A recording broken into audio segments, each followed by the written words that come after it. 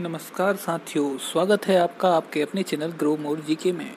और आज का हमारा वीडियो है दमोह ज़िले के ऊपर। तो दमोह ज़िले से संबंधित जो भी जीके के क्वेश्चंस आपके एग्ज़ाम्स में पूछे जा सकते हैं, मध्य प्रदेश जीके से संबंधित जो भी क्वेश्चंस दमोह ज़िले से संबंधित रहेंगे वो आपको इस वीडियो के माध्यम से देखने को मिल जाएंगे। और हमने कोशिश की है कि सारा जो जीके है दमोह ज़िले का वो हम कवर कर सकें। तो चलिए वीडियो बिना किसी देर के शुरू करेंगे। शुरू करने से पहले आप चैनल को सब्सक्राइब जरूर कर लीजिए अगर आपने अभी तक नहीं किया है, और बेल आइकन पर भी क्लिक कर दीजिएगा जिससे कि आपको चैनल की ओर से आने वाले वीडियोस के नोटिफिकेशंस तुरंत मिल सकें। चलिए वीडियो शुरू करते हैं। तो देखिए, दमोह ज़िले का गठन हुआ था 1956 में। तहसीलें हैं आपकी 8 तहसीलें हैं, दमोह और दमयंती नगर। ये दमोह की ही 2 तहसीलें हैं, दमोह और दमयंती नगर। ठीक है, दमयंती नगर में जो है सिटी वाला हिस्सा आता है और दमोह में जो है ग्रामीण हिस्सा आता है तहसील का। बाकी तीसरी तहसील है बटियागढ़, चौथी है पथरिया, 5वीं है तेंदुखेड़ा, 6वीं है आपकी जवेरा, 7वीं है पटेरा और 8वीं है हटा। किन किन जिलों के साथ इसकी सीमा लगती है? तो देखिए 6 जिले हैं, नरसिंहपुर, सागर, जबलपुर, पन्ना, कटनी, छतरपुर। ठीक है, इसके अलावा जनसंख्या देखें तो 2011 की जनगणना के अनुसार जनसंख्या यहाँ की है 12,64,219 और साक्षरता दर है 69.73%। तो ये है आपका दमोह जिला। देखिए यहाँ पे आप देख पा रहे होंगे मैप में, ये हमने सारी तहसीलें इसमें लिखी हुई हैं। और दमोह की ये 2 तहसीलें, दमोह जो पहले एक तहसील थी उसको दो तहसीलों में बांट दिया गया है, दमयंती नगर और दमोह ग्रामीण। ठीक है, अब यहाँ पे आप देख पा रहे हैं, देखिए दमोह से संबंधित कुछ फैक्ट लिखे हुए हैं कि जटा शंकर शिव मंदिर है यहाँ पे दमोह में, रानी दुर्गावती अभ्यारण्य है जवेरा के आसपास। ठीक है ना, और गिरिदर्शन यहाँ पर जो तेंदुखेड़ा वाली तहसील में आप देख पा रहे हैं, यहाँ पे देखें गिरिदर्शन, यहाँ पे 2 मंजिला rest house come watch tower बनाया गया है वन विभाग द्वारा। यहाँ पे देखेंगे आप सद्भावना शिखर है, ये विंध्याचल पर्वत श्रृंखला का सबसे ऊंचा स्थान है। फिर आप देखेंगे कुंडलपुर, ये जैन धर्म का ऐतिहासिक तीर्थ स्थल है। और यहाँ पे आप देख पा रहे हैं सिंग्रामपुर, ये यहाँ पर जो है पाषाण युगीन औजार प्राप्त हुए हैं तथा इस स्थान पर सिथौरगढ़ का किला स्थित है। तो ये आपका दमोह जिला है। अब देखिए इतिहास हम समझ लेते हैं, इतिहास क्या है दमोह जिले का। तो देखिए सिंग्रामपुर में मिले पौराणिक काल के पाषाण हथियारों से इस बात का मतलब साक्ष्य मिलता है कि यहाँ पे करोड़ों वर्ष पहले से मानव सभ्यता का चलन या पालना रहा है। यहाँ पे मानव सभ्यता रही है बहुत पहले से। 5वीं शताब्दी में यहाँ पाटलिपुत्र के भव्य एवं शक्तिशाली गुप्त साम्राज्य का हिस्सा था। इसके सबूत मिले हुए हैं, विभिन्न स्थानों पर पाए जाने वाले शिलालेख हैं, सिक्के हैं व अन्य वस्तुएं जिनके संबंध समुद्रगुप्त, चंद्रगुप्त और स्कंदगुप्त के शासनकाल से मिलते हैं।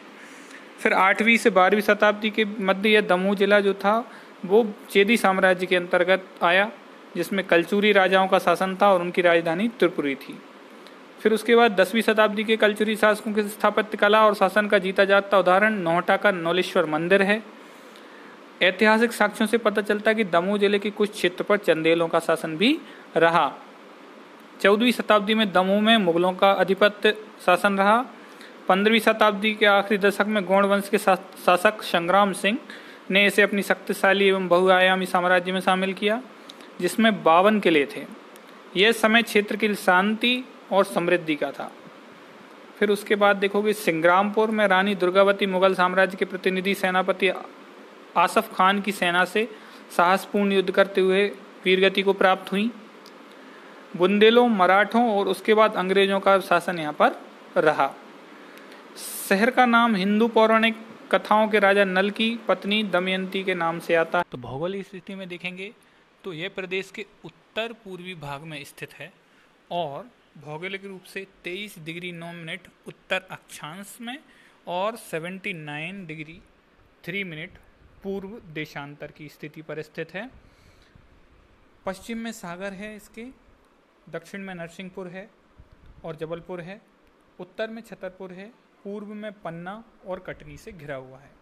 दमोह जिले का क्षेत्रफल है वह है 7,306 वर्ग किलोमीटर। तो इस तरह से आप देख पाएंगे ये आपका दमोह जिला है। यहाँ पे देखिए पूर्व में कटनी और पन्ना, उत्तर में छतरपुर, दक्षिण में नरसिंहपुर और जबलपुर हैं, और यहाँ पश्चिम में देखेंगे तो आप सागर हैं। तो इन जिलों से ये घिरा हुआ है। लैंड लॉक्ड स्टेट है, लैंड लॉक्ड आपका डिस्ट्रिक्ट है, मतलब जिसमें कि इसकी कोई भी सीमा किसी दूसरे राज्य से या सागर से नहीं मिल रही है। तो सभी जिलों से ये घिरा हुआ जिला है। ठीक है, अब आते हैं जलवायु पर। तो यहाँ पे वार्षिक जो वर्षा होती है वह उसका औसत है 1246.6 mm, और यहाँ पे गर्मियों में जो टेम्परेचर होता है वो 44 डिग्री तक पहुँच जाता है, और ठंड में, सर्दियों के मौसम में यहाँ पर का जो तापमान है वह 5 डिग्री तक गिर जाता है। अब नदियाँ यहाँ पे देखें तो यहाँ पे मुख्यतः 2 नदियाँ हैं, एक है सुनार और दूसरी है बैरमा। जिले में मुख्यतः इन्हीं नदियों से सिंचाई होती है। सुनार नदी का उद्गम जो है वह जिले की केसली ब्लॉक एक छोटी सी पहाड़ी से होता है।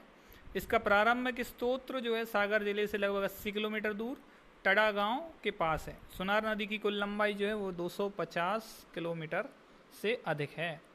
आप देखते हैं कृषि, देखिए धान मुख्य रूप से दमोह जिले के जवेरा, तेंदुखेड़ा, पटेरा और दमोह में बोया जाता है। गेहूं जो है दमोह जिले की प्रमुख फसलों में से एक है, इसे दमोह के लगभग सभी ब्लॉकों में बोया जाता है। चना जो है वह भी दमोह जिले की प्रमुख फसलों में से एक है, गेहूं के बाद इसे भी दमोह के लगभग सभी ब्लॉक्स में बोया जाता है। अब सिंचाई परियोजनाएं में देखें तो देखिए दमोह की सीतानगर मध्यम सिंचाई परियोजना को मंजूरी दी गई है। पथरिया के ग्राम सीतानगर में सोनार नदी पर प्रस्तावित इस परियोजना की निर्माण जो है लागत वह 518.09 करोड़ रुपए। इससे दमोह जिले की 3 विधानसभा क्षेत्रों जैसे हटा, पथरिया और दमोह में 16,200 हेक्टेयर क्षेत्र जो है उसमें सिंचाई की व्यवस्था हो जाएगी। अब देखते हैं औद्योगिक परिदृश्य में क्या क्या है। देखिए पीतल के धातु से बने वस्तुओं और बर्तनों के निर्माण की वजह से इसे पीतल नगरी भी कहा जाता है दमोह को। ठीक है, सीमेंट के कारखानों के लिए भी प्रसिद्ध है दमोह जिला। अमानपुरा औद्योगिक केंद्र और चर्म शोधन कारखाने के लिए भी यह प्रसिद्ध है। बोलियाँ, तो यहाँ पे बुंदेली भाषा बोली जाती है, बुंदेली बोली है जो वह बोली जाती है। वन अभ्यारण्य में रानी दुर्गावती अभ्यारण्य है दमोह में। रानी दुर्गावती अभ्यारण्य दमोह जिले का एक प्राकृतिक पर्यटन स्थल है। रानी दुर्गावती अभ्यारण्य दमोह जिले की सिंग्रामपुर तहसील में स्थित है। इस अभ्यारण्य में आपको बहुत सारी जगह देखने को मिलती हैं। यह अभ्यारण्य बरसात के समय बहुत सुंदर हो जाता है, और यहाँ पर आपको जंगली जानवर देखने को मिल जाते हैं, जैसे कि आपको हिरण, बंदर, मोर, सांप यहाँ पे देखने को मिल जाते हैं। पर्यटन स्थल में देखें तो देखिए जटाशंकर मंदिर है। जटाशंकर मंदिर दमोह शहर की परिसीमा में स्थित है। जटाशंकर मंदिर एक प्रसिद्ध दर्शनीय स्थल है।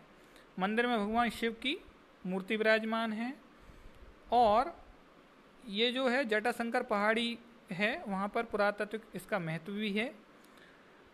दूसरा है नोहलेश्वर मंदिर। नोहलेश्वर मंदिर जो है नोहटा तहसील में स्थित है।